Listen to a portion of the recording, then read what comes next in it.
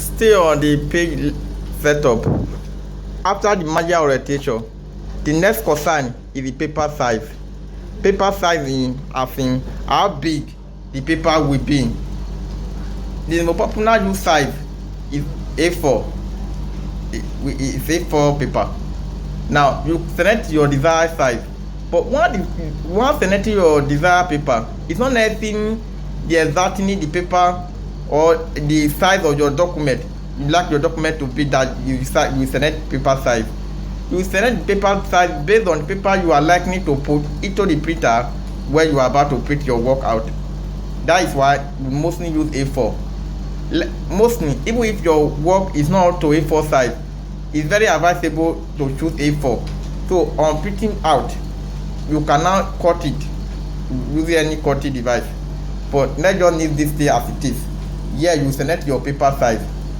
Again, on some occasion, maybe your paper size is not predetermined here. You can see as in the menu on clicking layout, page setup, size. You can see there are many options that are available.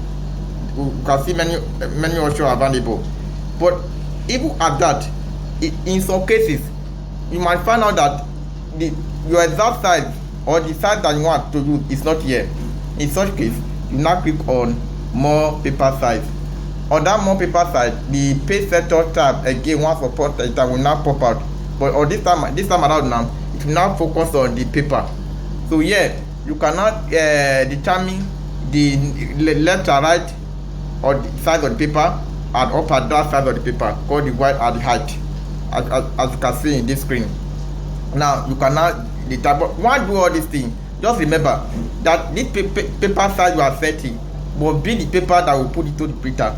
Not necessarily meaning the size of your document, because the paper can be cut or even combined or joined or bind later.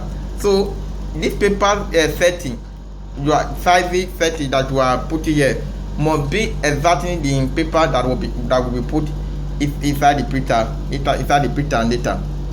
So apart from the paper size, the left is column. Before we treat column, for some other reasons, I would like to treat column later. Though column is part of, just know that here, other normal work, you select one. And another thing you need to notice, on opening Microsoft Word, as before, it comes with one column. The issue of column will be properly treated when we are dealing with column, because that is a very big area on its own.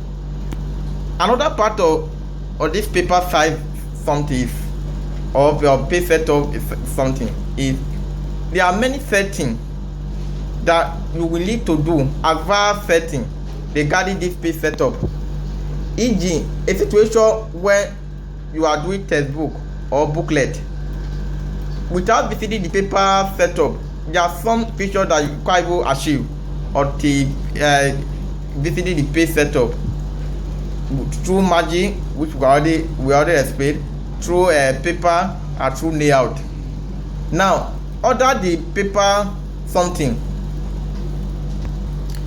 you will determine if your particular setting is for the whole document or for this point forward, as the case may be. Other margin, when you notice multiple pages, at normal something it's odd normal. For situation where you need something like a 2-page per sheet or book fold, especially book fold, you need to click book fold. Book fold is where the paper will be folded. E.g., you are doing A4, you are putting A4 inside something, but you want a situation where Microsoft Word will help you arrange and put your document inside that A4 like A5. So you will now fold your A4. A4 will now turn to A5. For our knowledge, half of A4 is called A5. Now, because of time, let's just leave page setup for now. Let me recap.